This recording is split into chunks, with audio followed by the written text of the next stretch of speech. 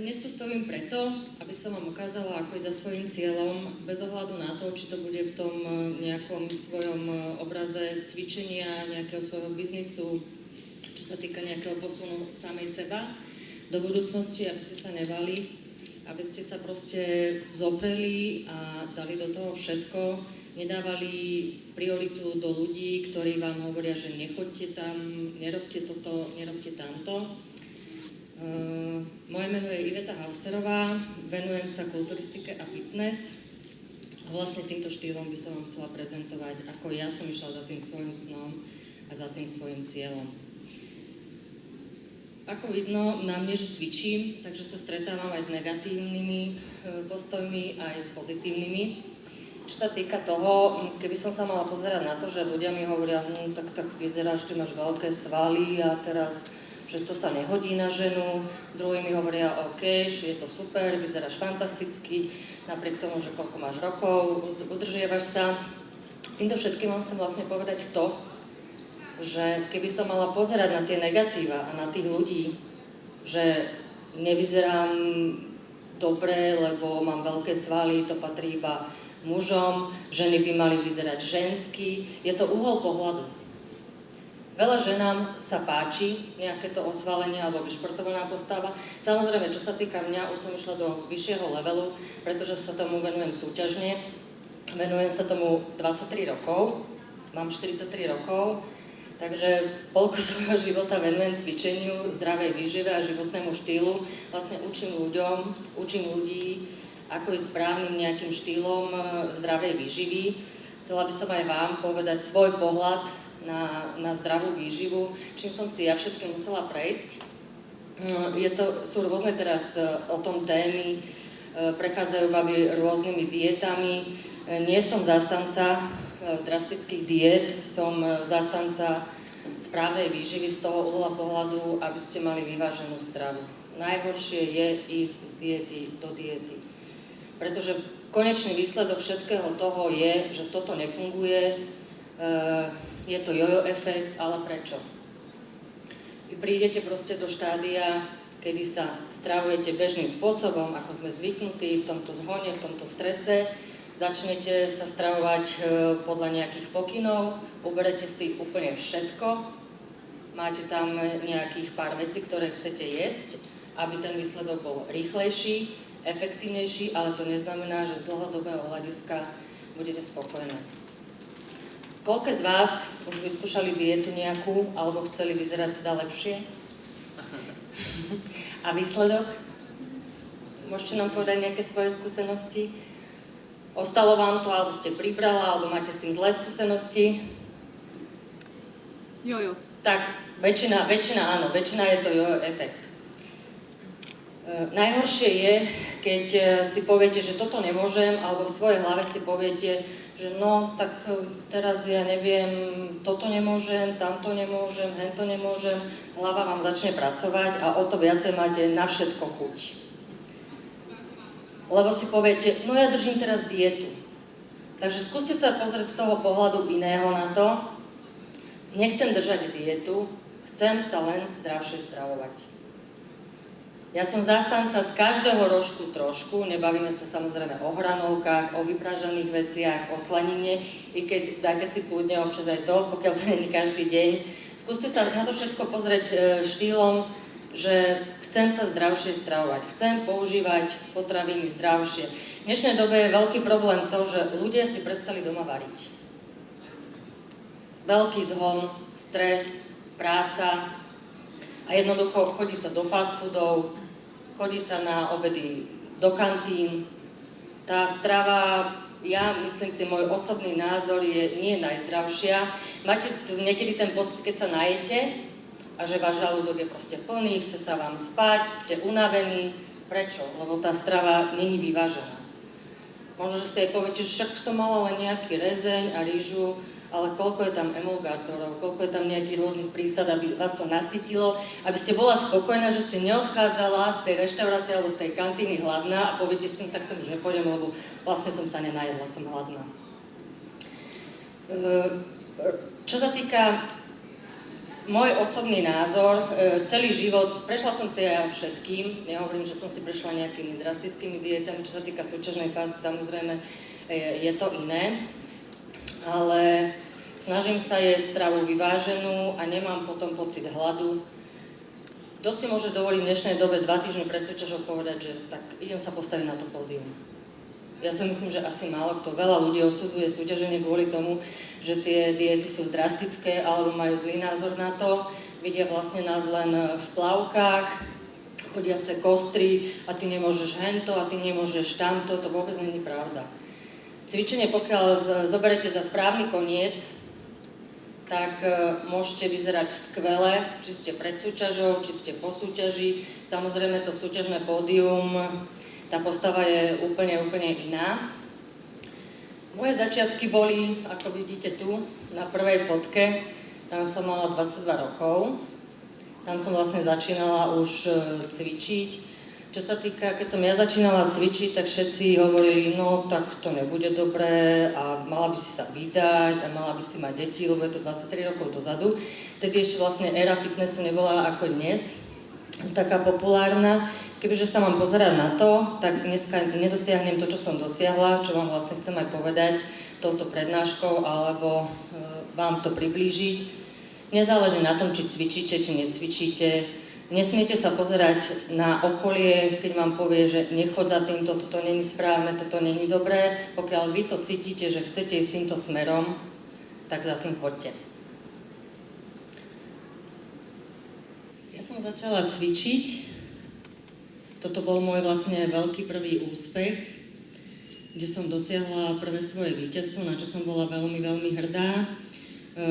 Do cvičenia ma dostal vlastne môj brat, ktorý priberal a chcel nejakým spôsobom schudnúť, tak sme začali cvičiť v posilovni v jednom paneláku.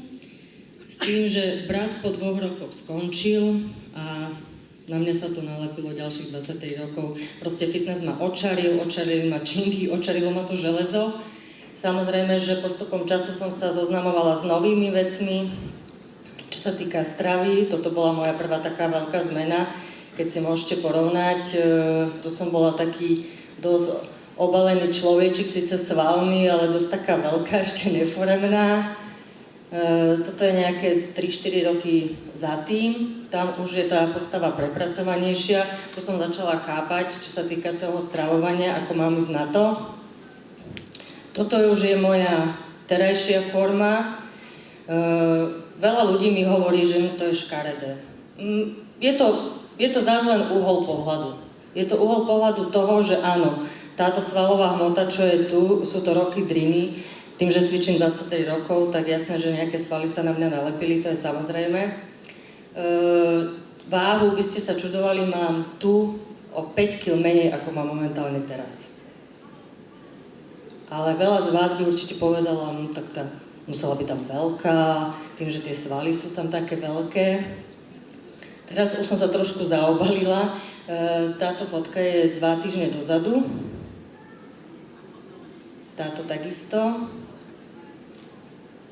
Je to vlastne moja forma súťažná z jesenných súťaží, kde som získala ocenenia. No a tu máme zase pohľad toho, že keby som zas nešla za tým, čo chcem, nestala by som na tom súťažnom pódiu, nestala by som sa rozhodkyňou, takisto táto práca ma veľmi baví. Pozorovať tých ľudí, čo sa týka pódia, dávať im nejaké rady. Tým, že si sama mám odskúšané, ako to na tom pódiu vyzerá, tak takisto viem už tým ľuďom poradiť, akým štýlom by sa mali pripravovať. To neznamená, že keď svaly sú len braní ako nejaký mužský šport, alebo mali by ho robiť hlavne muži, že ženy nevedia v tom dokázať svoje a zároveň vyzerať žensky. Takisto veľa žien môže si povedať, že moja dcéra hrá futbal. A poviete si, tak ale to je len chalanský šport. Prečo? Keď tú dceru to baví, aby hrala ten futbal, tak prečo by ste to mali zakazovať? Takisto niekoho možno, že baví opravovať auto. A si poviete, no tak mechanik sú väčšinou chlapi, ale keď to baví ženu, prečo by to nemala robiť, lebo ju to proste baví. Keď chcete nejaký post manažérky, prečo ísť nie za tým cieľom, že chcete sa stať tou manažérkou? Treba si to vybojovať, treba na tom tvrdo pracovať. Samozrejme, nič nie je zadarmo, ako sa dneska hovorí, ale treba si snívať ten svoj sen a zároveň si ho plniť.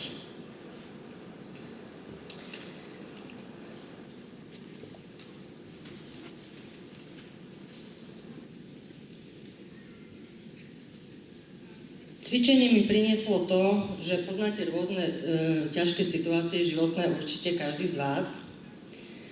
Cvičenie vás môže posilniť v každom smere. Či už sa rozídete s partnerom, či máte nejaké ťažké obdobie v práci, či práve, ja neviem, nejaká tínedžerka je zalúbená a nevie teda, ako tomu partnerovi to má povedať, alebo teda tomu chalanovi. Môžete cvičením prekonať strašne veľa rôznych situácií, ktoré už vy si sami neviete poradiť, ako by ste mali ísť ďalej. Je to určitý relax, je to liek, je to očista mysle, vašej duše, len treba to chytiť za ten správny koniec. Strašne veľa ľudí cvičí preto len, aby sa lepšie cítili.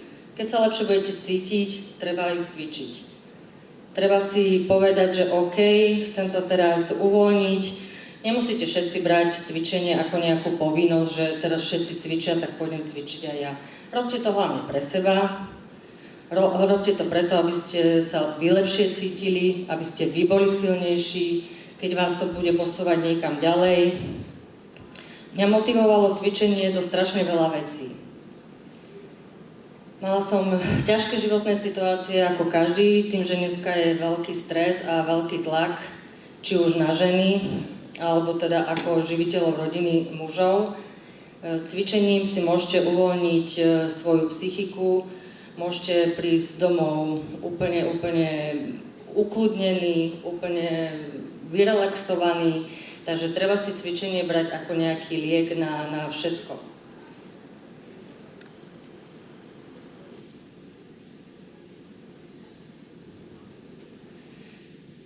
Tu vidíte mladých ľudí. Založila som aj klub, dnes je to teda už takým nejakým pravidlom, že ľudia, ktorí majú záujem cvičiť, tak vlastne vy ich môžete posúvať ďalej, pokiaľ máte skúsenosti a chcete to robiť. Čo sa týka mojej práce, tak cvičenie ma posunulo až do takej miery, že robím šéf-trenérku v sieti veľkých fitiek. To je moja práca. A toto sú moje úspechy. Všetkým som vám vlastne chcela s týmto povedať, že som hrdá, že som sa cvičením dostala až na takúto pozíciu. Je to úžasný pocit, keď sa pozeráte na tie medaile, že niečo ste dokázali, máte tým ľuďom čo ukázať, je to úžasný pocit. Takisto vy môžete v každom svojom smere niečo dokázať. Nemusí to byť niečo takéto, čo sa týka cvičenia. Môžete mať ten svoj cieľ, ten svoj sen, ktorý si chcete splniť, tak treba len prekročiť svoj tieň a treba si za tým ísť. Nepozerať sa na ľudí typu, ako keď vám povedia, že nie, toto nie je správne. Pokiaľ vy cítite, že to správne je, tak určite za tým choďte.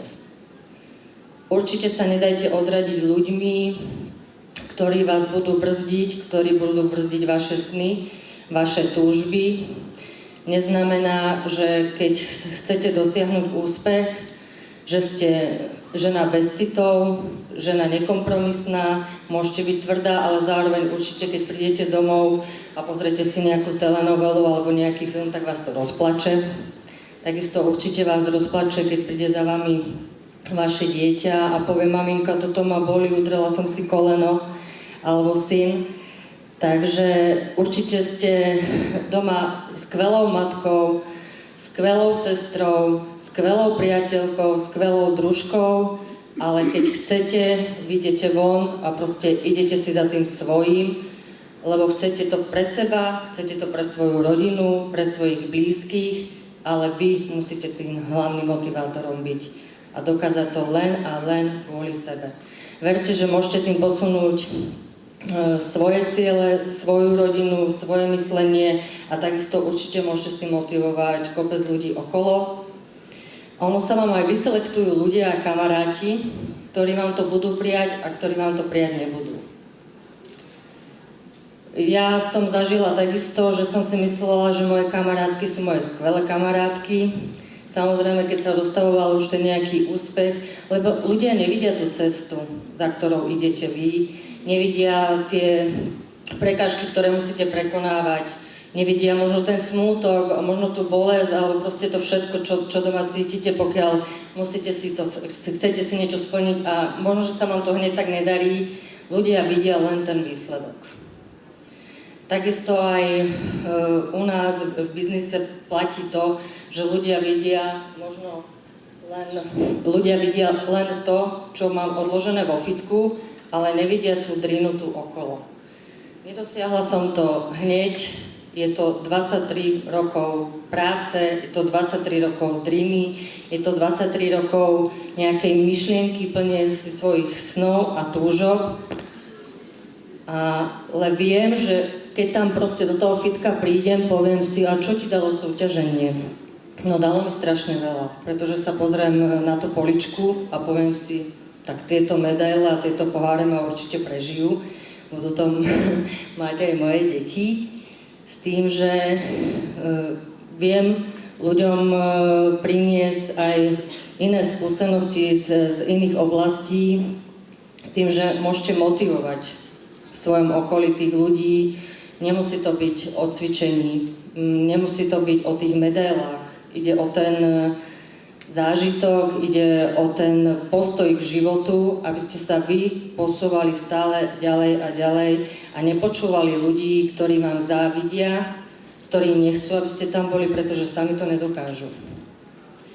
Možno, že každý z nich má nejaké sny, nejaké túžby, len nie je ochotný preto nič urobiť a nechce si to splniť kvôli tomu, že buď sú leniví, alebo sami sebe si neveria a vás zastavujú v tej ceste i za tým úspechom len kvôli tomu, že vám závidia. Ľudská závisť je veľmi, veľmi veľká, ale verte tomu, že určite na tej ceste stretnete správnych ľudí, ktorí vás budú podporovať, ktorí vás budú za to zbožňovať, ktorí vás posunú ďalej, pre ktorých budete správnym motivátorom. Takže na tej ceste stretnete určite tých správnych ľudí, ktorí budú patriť do vášho života, lebo si to zaslúžite, lebo budete musieť prekonávať rôzne prekážky. V dnešnom svete, čo sa týka aj súťaženia alebo celkového cvičenia, ľudia majú veľkú takú stopku v tom, že no však ale dneska vládne svet steroidov a takýchto látok podporných. Verte tomu, že sa to dá dokázať aj naturálnou cestou. Veľa ľudí sa bojí cvičiť, lebo si povedia, no musel by som si dávať hento, tamto. Vôbec to nie je pravda. Áno, je to veľký biznis, čo sa týka v dnešnom svete fitnessu. Ale môjim cieľom do budúcnosti je, aby som prilákala mladých ľudí, aby začali športovať kvôli tomu, keď si ja pamätám seba ako dieťa, tak sme mali rôzne krúžky, veľmi veľa sa športovalo, tým pádom sme mali tie vízie do budúcnosti, boli sme silnejší. V dnešnom svete deti sedia za počítačom, samozrejme je to potrebné, ja nehovorím, že nie, tým, že nezvládne všade ten počítač, aby deti vedeli do budúcnosti ovládať, ale zabudáme na ten pohyb. Takže ja si myslím, že veľkou škodou je, že tie rôzne krúžky už zanikajú, že tie rôzne krúžky, aj keď sú, tak sú veľmi draho, človek si musí za to zaplatiť. Takže skúsme sa na to pozrieť tak, aby sme prilákali tých mladých ľudí a otvorili im cestu cvičenia a fitnessu bez dopingu, čo sa naozaj dá a veľmi teda bojujeme. Vždy je to lepšie, ako keby nám deti mali chodiť poza školu, ako by nám mali fetovať. čo sa týka používania alkoholu a rôznych týchto vecí, lebo je to naozaj tak, tým, že dnešný svet je strašne uponáhlený. Vy určite ako matky by ste chceli pre tie deti svoje to najlepšie. Veľa mladých ľudí môže motivovať aj tých svojich rodičov, čo sa týka do cvičenia. Koľko z vás žien chodí do fitka a chlapov? Tak chodí sporadicky? OK, dobre. Koľkokrát navštevujete to fitko? Koľkokrát do týždňa? Raz, dva. Zás vám poviem len tomu, je to super, je to určite super, keď ste sa vôbec odhodlali. Pokiaľ chcete niečo dokázať, aby vás aj to cvičenie niekam posunulo, ale aby vás aj cvičenie posunulo, čo sa týka vás osobne, postavy, nejakého postoja k tomu, dvakrát je málo. Ja som tým, že som sa chcela niekam postaviť a niečo dosiahnuť v tom svete fitnessu, tak cvičím 6-krát v týždni. To je zase už samozrejme pre taký ten iný level. Rozmýšľali ste niekedy, ženy z vás, že by ste sa postavili na súťažné pódium, alebo že by ste chceli ísť na nejakú súťaž Miss? Nerozmýšľali ste nikto? Tak možno, že je už na čase. Pretože čo sa týka fitnessu alebo takého nejakého životného štýlu, nikdy nie je neskoro. Či máte 20, či máte 40, môžete sa tam postaviť v každom veku. Samozrejme, dámy po 40-ke, väčšinou to sú už baby, ako som ja, že už majú nejaké to cvičenie za sebou, ale sa nechceli odhodlať, lebo sa hanbia, tak ja sa snažím ich motivovať, že dámy po 40-ke sa takisto môžu postaviť na to súťažné pódium. Ale pre vás tiež není nikdy neskoro, aby ste začali chodiť do fitka a cvičiť. Nemusíte to brať. Veľa báb sa bojí, pretože ja nechcem, lebo ja nechcem svaly. Ale tie svaly, nebojte sa, nerastú len tak, že bez ničoho. Je to veľká drina, takže berte to tak, že chcem chodiť do fitka, aby som sa cítila lepšie, aby som mala myslenie iné, aby som sa očistila, odreagovala sa od stresu, možno vypadla trošku od rodiny, lebo povedzme si, že rodinu síce milujeme, ale ten nejaký čas toho ukrátenia si sami pre seba nám prospeje. Takže berte cvičenie ako relax, buď si nájdete správneho trénera, alebo keď vám môžem odporučiť, treba si zaplatiť nejaké hodiny a naučiť sa správne cvičiť kvôli tomu, aby ste boli motivované. Aby to nebolo tak, že si tam odcvičíte a na druhý deň sa nepostavíte. Je to fajn, že si poviete, tak niečo som robila, ale zajtra tam už nepôjdem, lebo všetko ma bolí. Takže radšej si treba zaplatiť nejakého skvelého človeka, nejakého trénera, ktorý vás správne namotivuje. A buď budete pokračovať s ním, bude to ako váš nejaký relax, lebo nebudete musieť rozmýšľať nad tým, že čo mám cvičiť, ako sa mám stravovať, pretože dobrý tréner vám v tom pomôže. Alebo si poviete, že OK, tak zaplatím si pár hodín a budem cvičiť si sama pre seba už ďalej. Každopádne, každá žena sa chce cítiť skvele. Určite mi dáte za pravdu, že každá žena sa chce cítiť sexy. Verte tomu, pokiaľ si nejakou tou očistou prejdete, či už wellnessu alebo cvičenia, môže to byť prechádzka. Každopádne ten pohyb, prosím? Každopádne ten pohyb vás bude naplňať. Lebo pohyb doma pri tých hrncoch, pri tom varení, je to síce fajn, lebo robíte to pre seba, robíte to pre svoju rodinu, ktorá vás miluje a ktorá vás vlastne očakáva od vás, aby ste im doma navarili. Ale skúste si nájsť sami pre seba čas a skúste si urobiť svoju cestu, svoje ciele a povedať si, OK, tak teraz chcem urobiť toto pre seba. V tejto chvíli, v tomto momente a uvidíte, že si to zamilujete a budete to robiť aj do budúcnosti. Chcela by som vám aj povedať, že ľudia, ktorí v sebe nájdu tú odvahu sa postaviť všetkým, napriek tomu, že možno, že vám okolie hovorí, že to není OK, tak verte tomu, že tí ľudia sú úspešní. Môžete si vytvoriť maličký cieľ, za ktorým treba ísť. Posuniete ho ďalej a tie ciele môžu byť vyššie a vyššie. Každý máte svoj cieľ. Niekto sa chce stať úspešný v práci, niekto si chce len ukrátiť čas pre seba, aj si zacvičiť, niekto chce schudnúť, niekto si chce vytvárať postavu. Každopádne vy sa musíte rozhodnúť a urobiť ten krok, aby ste sa cítili vy skvele a vy dobre. Takže ja vám ďakujem veľmi pekne, že ste ma vypočuli. Keď budete mať nejaké otázky, prípadne cvičenia alebo iné, môžete sa obrátiť aj na poradňu www.žena.sk, kde vám veľmi rada poradím a pomôžem. Nemusia to byť otázky len ohľadom cvičenia. Akékoľvek otázky budete mať, tak kľudne si ma môžete tam vyhľadať a ja vám skúsim v tej vašej danej oblasti pomôcť a poradiť, čo budem vedieť. Samozrejme, špecializujem sa vyslovene na to cvičenie, ale tým, že cvičím dlho a pohybujem sa aj ako trénerka, mám rôzne klientky, rôzne starosti, takže tie baby určite prídu s rôznymi problémami, takže pôsobím už aj pomaly ako psychológ. Samozrejme, že nemám doktorát ani nič, budú to skôr také bežné rady, ktoré vám možno, že pomôžu naozaj v tej vašej danej oblasti alebo v tom našom probléme, pokiaľ to nebude nejak z počítačového hľadiska, že budete odo mňa chcieť nejaké špeciálne vzorce alebo tak to určite nie. Ale čo sa týka poradiť vám, že čo by ste mali robiť tam a tam, hlavne toho cvičenia a tej stravy, pokiaľ vám budem vedieť poradiť, tak určite vám na všetky otázky rada odpoviem. Takže ďakujem vám veľmi pekne a prajem vám ešte príjemný večer.